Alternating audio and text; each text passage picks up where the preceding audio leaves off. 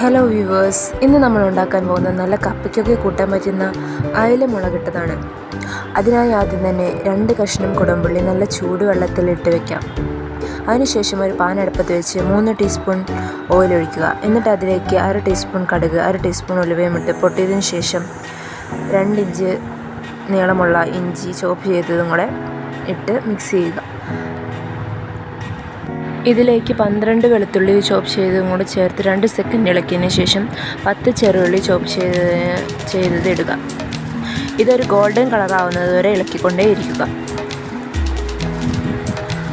Golden കളറായതിനു ശേഷം നമുക്കിതിലേക്ക് ആവശ്യമായിട്ടുള്ള പൊടികൾ ചേർക്കാം. അതിനായി 1/2 ടീസ്പൂൺ മഞ്ഞൾപ്പൊടി, 2 ടീസ്പൂൺ മുളക് പൊടി, 1 ടീസ്പൂൺ കാശ്മീർ മുളക് പൊടിയും ചേർക്കാം. എന്നിട്ട് ആ പൊടിയുടെ പച്ചമണം പോകുന്നത് വരെ ഇളക്കിയതിന് ശേഷം നമ്മൾ നേരത്തെ ചൂടുവെള്ളത്തിൽ ഇട്ട് വെച്ച കുടംപുളി ആ വെള്ളത്തോടൊപ്പം നമുക്കിതിലേക്ക് ചേർക്കാം. അതിനുശേഷം ഇതിലേക്ക് ആവശ്യമായ 1 ടീസ്പൂൺ ഉപ്പാണ് ഞാൻ ഇപ്പോൾ ചേർക്കുന്നത്.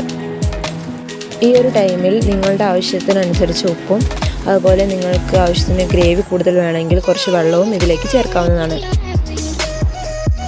ഈ കറി ഇങ്ങനെ തിളച്ച് വന്നതിന് ശേഷം ഈ എണ്ണയൊക്കെ ഇങ്ങനെ പൊങ്ങി കിടക്കും. ആ ടൈമിലാണ് നമ്മൾ ഇതിലേക്ക് മീൻ ചേർക്കേണ്ടത്. ഇനി നമുക്ക് ഈ മീൻ ഓരോന്നോരോന്നായിട്ട് ഇതിലേക്ക് ചേർത്ത് കൊടുക്കാം. ഈ മീൻ ചേർത്തതിന് ശേഷം പിന്നെ കറി ഇളക്കാൻ പാടുള്ളതല്ല. അതിനുശേഷം ഇതിലേക്ക് കുറച്ച് കറിവേപ്പിലയും കൂടെ ചേർത്ത ശേഷം ഇത് നമുക്കൊരു 7-8 മിനിറ്റ് മൂടി വെച്ച് വേവിക്കാം.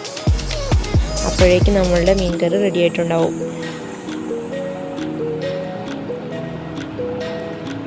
ഇപ്പോൾ ഇവിടെ അടിപൊളി ഒരു അയലക്കറി റെഡി ആയിരിക്കുകയാണ്. ഇനി നിങ്ങൾക്കിത് കപ്പയുടെ കൂടെ ചോറിൻ്റെ കൂടെയൊക്കെ കഴിക്കാവുന്നതാണ്. എല്ലാവരും ഒന്ന് ട്രൈ ചെയ്ത് നോക്കുക. ട്രൈ ചെയ്തതിന് ശേഷം കമൻറ്റിൽ നിങ്ങളുടെ അഭിപ്രായങ്ങൾ രേഖപ്പെടുത്തുക. Thank you for watching.